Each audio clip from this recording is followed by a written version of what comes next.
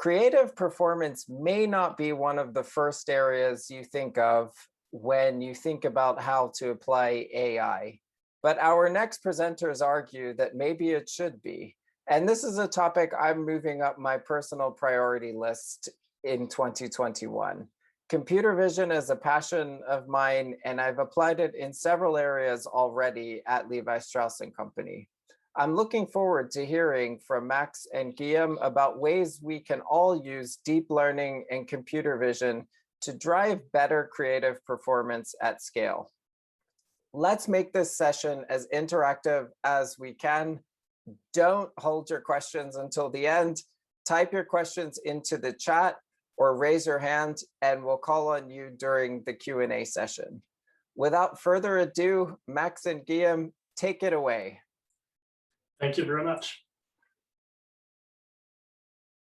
Max, are you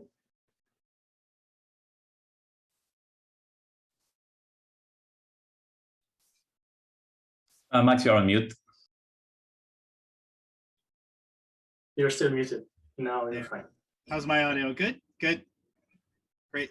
So I'm Max, and here's Guilhem, and so we're excited to be here. So this presentation is partly inspired by the conversations we've heard at ICOM.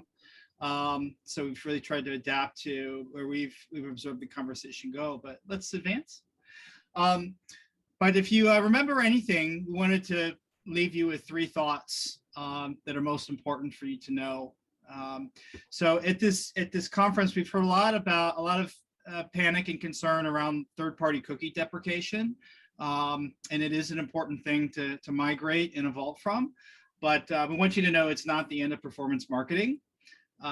Secondly, third-party cookie deprecation, we believe, is actually accelerating the next success frontier, which is creative performance.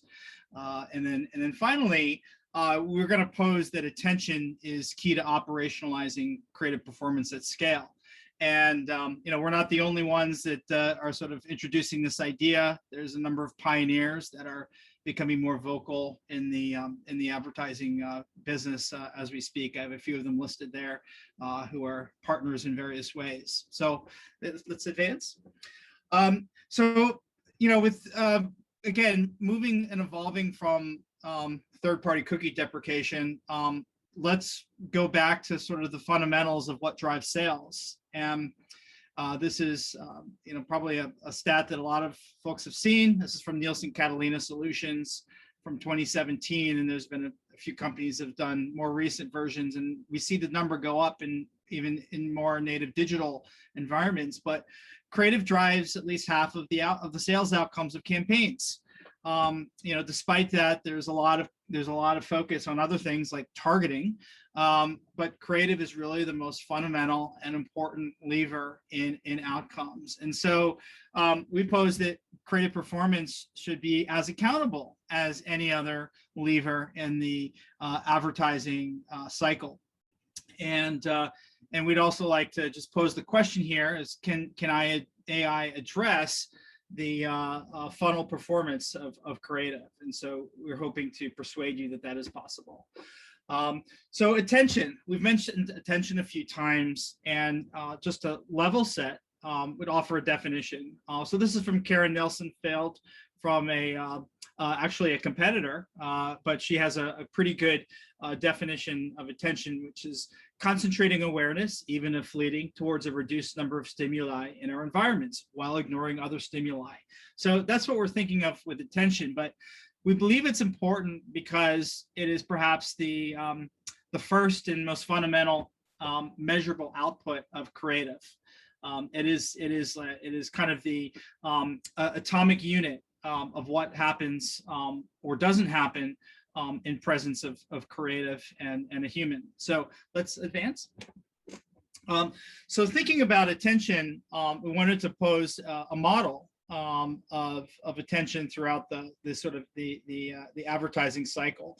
So if you think of you start with an audience or your media, you have your reach, your sort of lowest cost reach, nominal impressions. Then some of those impressions might be viewable.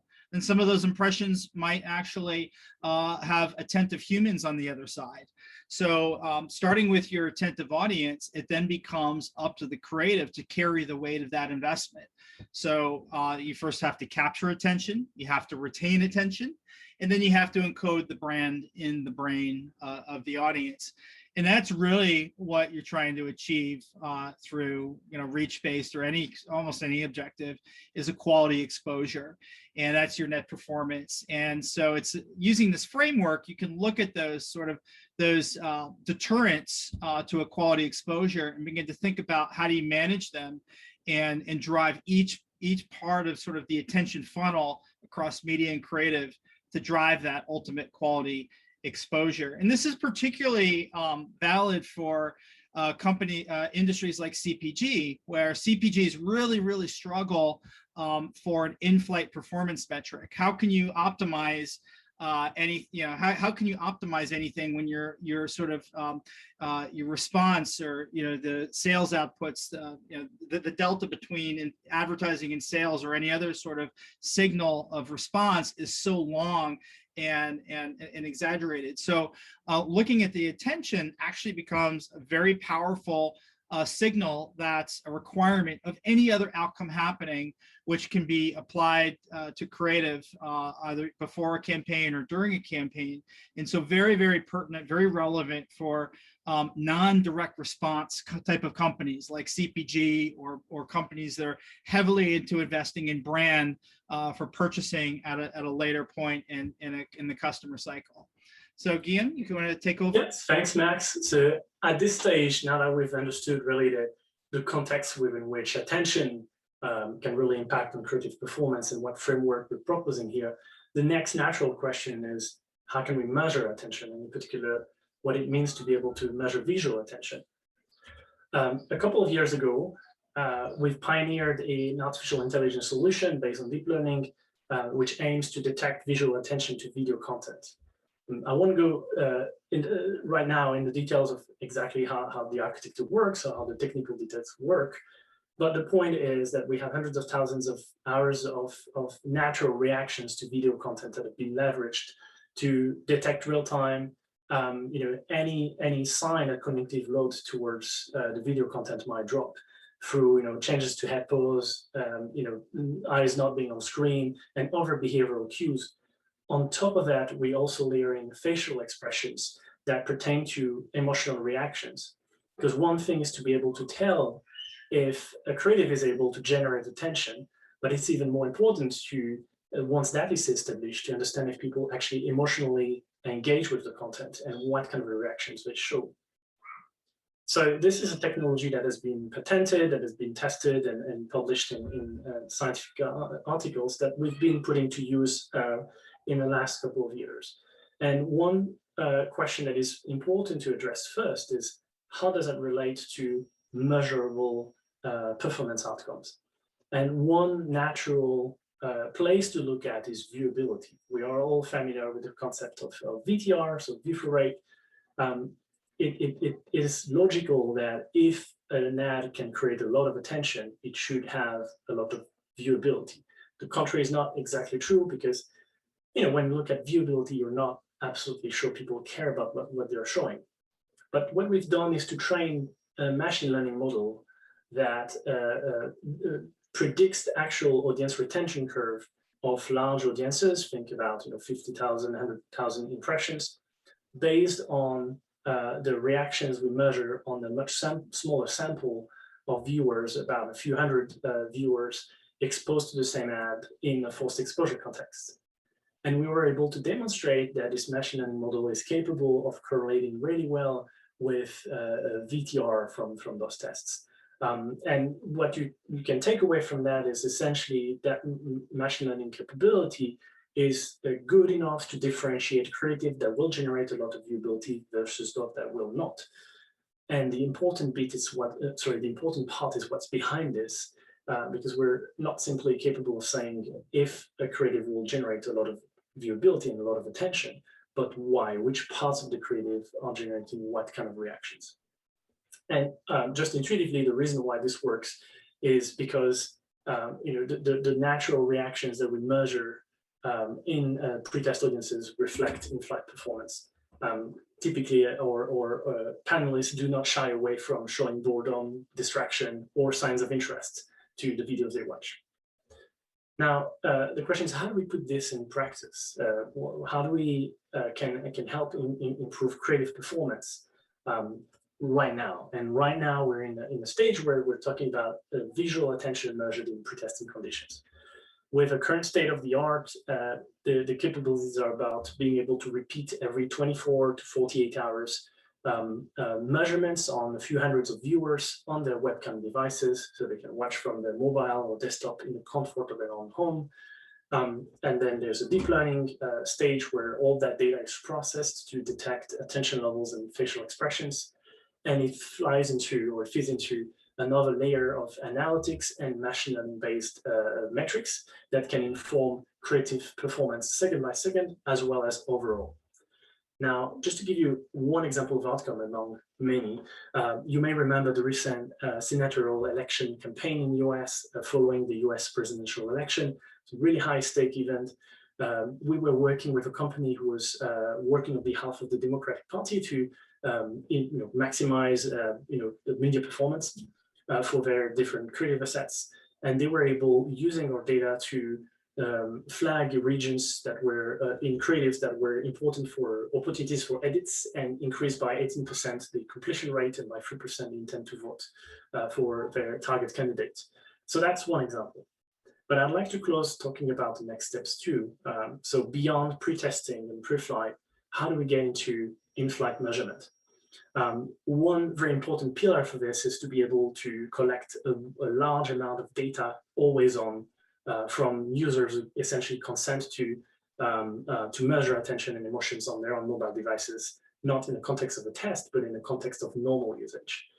That's something that requires, for instance, a consumer-facing app that provides value to consumers through incentives and through the actual understanding of how they consume data on different apps and where they feel different type of emotions and when they're essentially overusing their mobile apps. So a well-being value proposition here.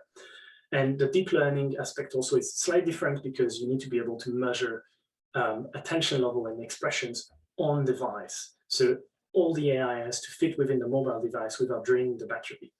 And I'm happy to say this is tech that is already been proven, that we've been able to show that we can effortlessly scale to 15 hours or 15,000 hours, sorry, of viewing data that is measured weekly across any apps on a mobile device. And some of the initial findings we've made with that can be of interest here is that, for instance, mobile apps can have up to 80% more attention than typical ads on linear TV. Another fact that is interesting is if you look at how attentive seconds are spent throughout apps, well, YouTube managed to get more than 4 times the amount of attention that any Facebook product gets in our tests.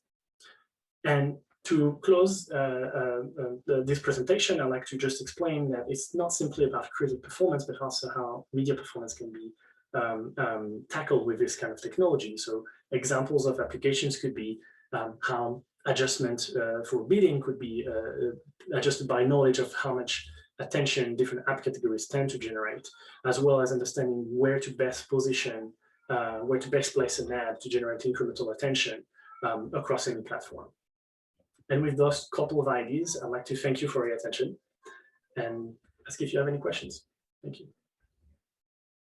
All right, thank you, Max and Guilhem. This is such a big topic. I have to think that the audience has questions, but so far I don't see any in the chat or see any hands raised. So I'll start with some of mine, and then maybe some others will ask questions.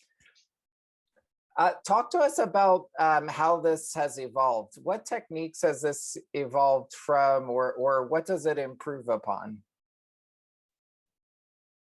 Yeah, so do you want to take it, Max? Go ahead. Well, initially we really started on emotion, facial expression measurement, which has a lot of interesting correlations with brand lift, purchase intent, video likability, those kind of outcomes. But then we pioneered our tech in visual attention to look more objectively at, essentially relate that back to other type of performance outcomes such as viewability. It really helped us make the kind of outcomes that I've just discussed, where you can intervene in a false exposure context, gain information you need to have to understand how live measurements may happen preemptively. So it's quite different from a survey setting. It's quite different from a typical measurement of a false exposure audience, because you can gain insights really that correlate with live performance. It kind of moved the application from insight and storytelling into decision making, continuous, always on, against outcomes, predictable outcomes. Yeah. Okay, I see we have a few audience questions, which is great. Joey, do you want to ask your question? Sure. Thank you very much for a very interesting presentation. And the question I have is related to this capability of selecting the segment of frame that excites people, right? So one challenge I have is that we have a lot of ads, a lot of video ads, and we always want to find the best frame and use that as the thumbnail of our video. Do you have something like an API that we can test? Because right now we're just doing it manually. We ask our agency partners to help us get the best frame, put that as the thumbnail of the video, but I don't think that's a very scalable solution. Actually, Joey, we'll talk offline, but we completed about a month ago a study with a PhD student from Columbia University into the science of thumbnails. And we actually went down the road of predictive analytics on which frame is going to best determine the overall experience and intention of a video. So the thumbnail impacts the experience of the video. So they're actually a pretty big deal. And using the first or the last is sort of the automation that the platforms use, but it's probably one of the worst methods to pick the thumbnail that you use in order to drive attention and engagement on your video. But that said, we can talk offline, but that's a burgeoning area, and obviously companies like Netflix and YouTube are putting a lot of investment into their thumbnails because they matter. Yep. So look forward to talking to you offline. Thank you. Okay, our next question, and probably the last one we have time for, is from John. Hi guys. Thanks very much. Great presentation. I just wondered, like, what sort of consumer acceptance work or understanding you've done, because I think it's one thing if a website tracks my behavior kind of anonymously as I move around, and we're all kind of used to the cookie pop-up and that type of thing, but tracking my face feels a lot more personal and real and connected to me, and I just wondered what people have felt about that as you've started rolling this out. Yeah, well, first of all, the optics matter, and we don't have any choice to be on the good side and the right side. And so just a matter of practice, full, not only GDPR compliant, but full, what is the right thing to do to build trust with participants, opt-in only. And so that, those are sort of the table stakes. But, if you look at measurement, it comes down to the value equation with your participants. And so if there's value that's being returned, for example, in our live mobile measurement innovation, which we did our first POC on, we actually developed a mindfulness app that helps people understand their attention to different apps and happiness and sadness by different apps. And so there's a real value exchange. And so that is absolutely critical. And then the last point is that, norms follow technology. When the Alexa first came out, the Alexa, grew suspicion as well, but it's become sort of a natural part of people's, lives. All right, well, thank you. We are out of time, and thank you for answering the question on the chat. And if people have additional questions, Max and Guilhem will be available at Meet the Speaker. Thanks, everyone. Great presentation. Thank you. you.